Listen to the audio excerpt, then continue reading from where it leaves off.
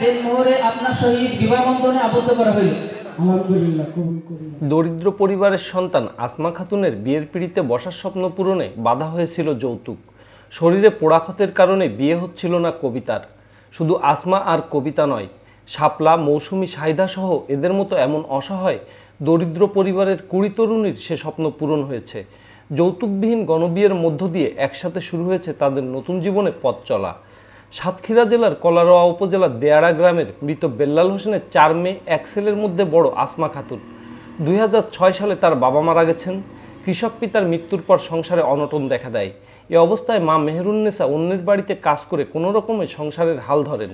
বিয়ের কথাও হতে থাকে আসমার, তবে পাত্রপক্ষের যৌতুকের দাবি পূরণ করতে না পারায় কোথাও বিয়ে হচ্ছিল না তার।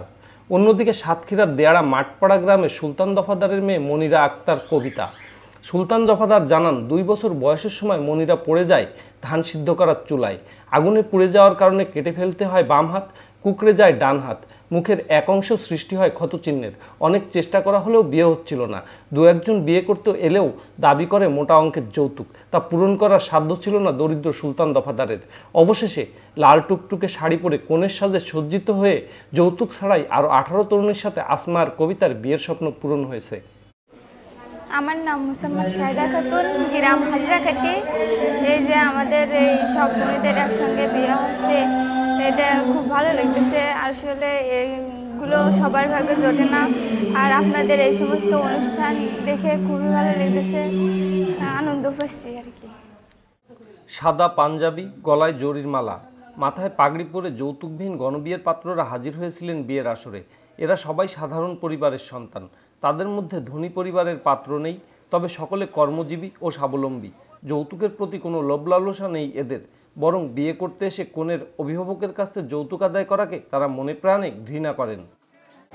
আমি যৌতুকবিহীন বিয়ে করেছি। যৌতুক নিয়ে বিয়ে করাটা কাপুরুষের কাজ।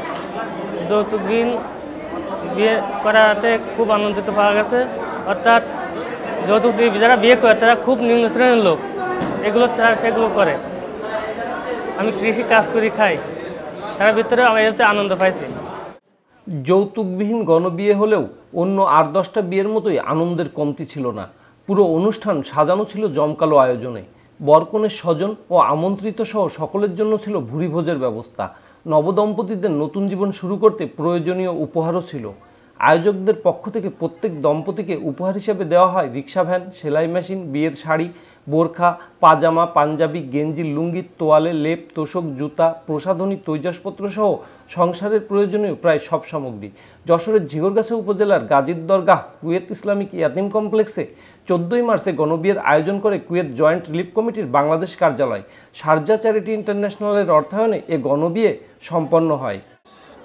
স্বাভাবিক পরিবেশে একটা রোগ হিসেবে একটা জিনিস বিস্তার লাভ করেছে, সেটা হলো পুরুষ কর্তৃক মহিলাদের কাছে যৌতুক চাওয়া। এই বিষয়টি আমরা আমাদের কুয়েত, সংযুক্ত আরব আমিরাত সহ ওই এলাকার যারা মুসলমান ধনাঢ্য ব্যক্তি আছে তাদেরকে আমরা বিষয়টি জানিয়েছি।